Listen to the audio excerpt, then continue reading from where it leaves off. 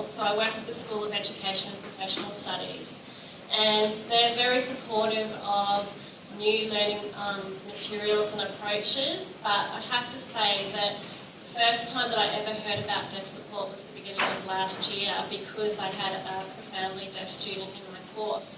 And before that, I wouldn't have known anything about it.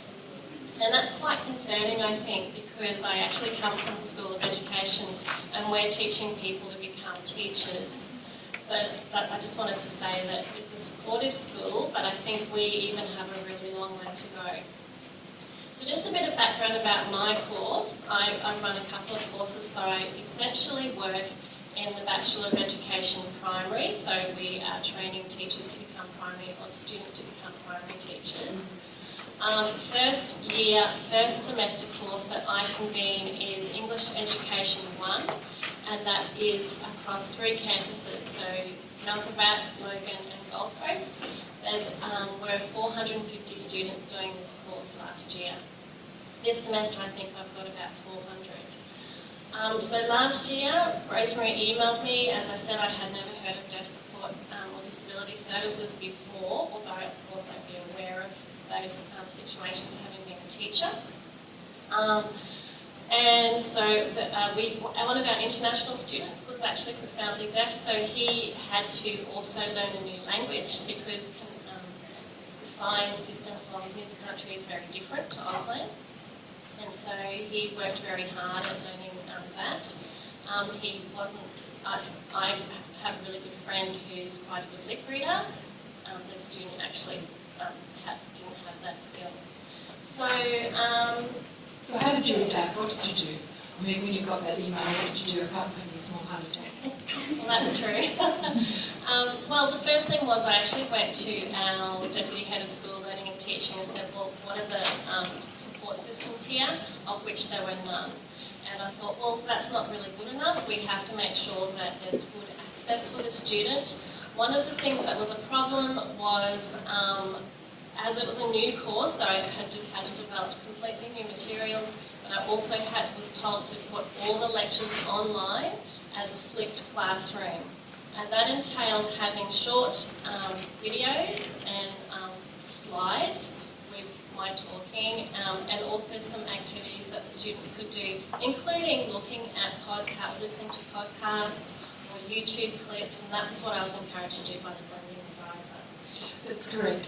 And that was your adaptation. You had it all designed and ready to go, and then you got the email. Oh, you got a deaf student. And so, what did you do, Georgina? Did you come back to me and say, "Oh, you'll have to help me," or "You'll have to do all this"? Or what exactly was your attitude? What did you do? Firstly, I have to say thanks to Rosemary and Bobby because they did actually give me quite a bit of notice.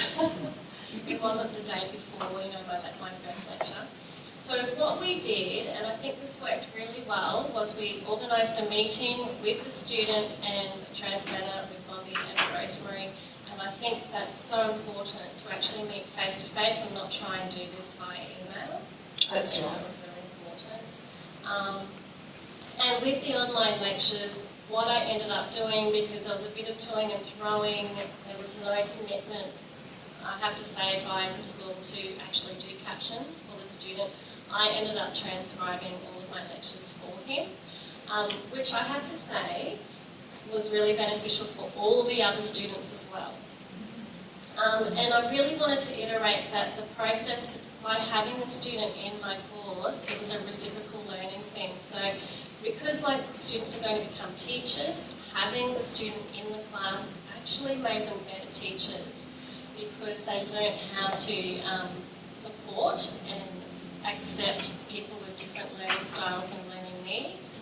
And it was just really great to have them involved, actually. That's great. And what sort of things did you do? You provided transcripts, but some of the YouTube clips that you sourced didn't have captions or proper captions. I know Alex said YouTube captioning is really crap.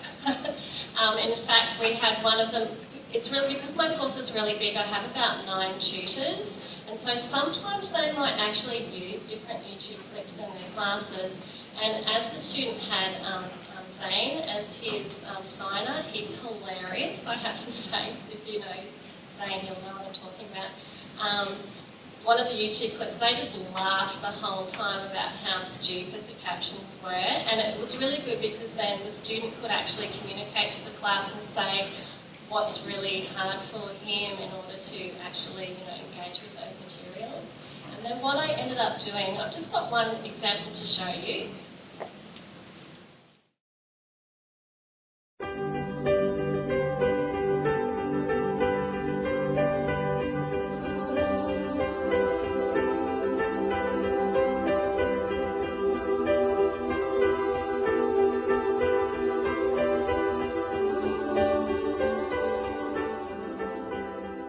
Hello, I'm Carmel Cravola. I'm excited to be here and have this chance to share some of my learning and understanding with you today. Just a little bit of background about me. I'm an international educational consultant, but the main thing is I see myself as a teacher. I had 23 years of classroom experience teaching years reception or kindergarten to year 9. I've been a reading recovery teacher, teacher leader or tutor, and an academic trainer at the University of Melbourne.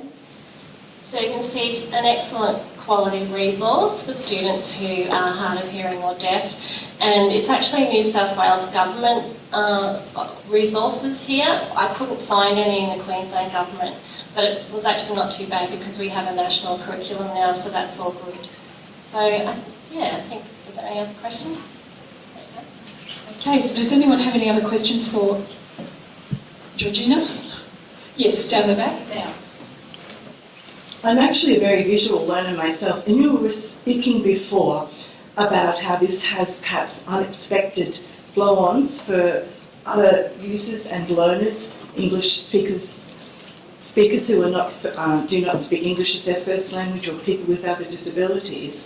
I'm noticing, that's why I'm sharing it, that having the writing right there, with me as a visual learner, I can suddenly absorb things much more easily, and there's lots of different learning styles. I can absorb things more easily seeing it there, whereas if someone's speaking to me, I often feel anxious and I'm not taking it in. That's why I always write things down.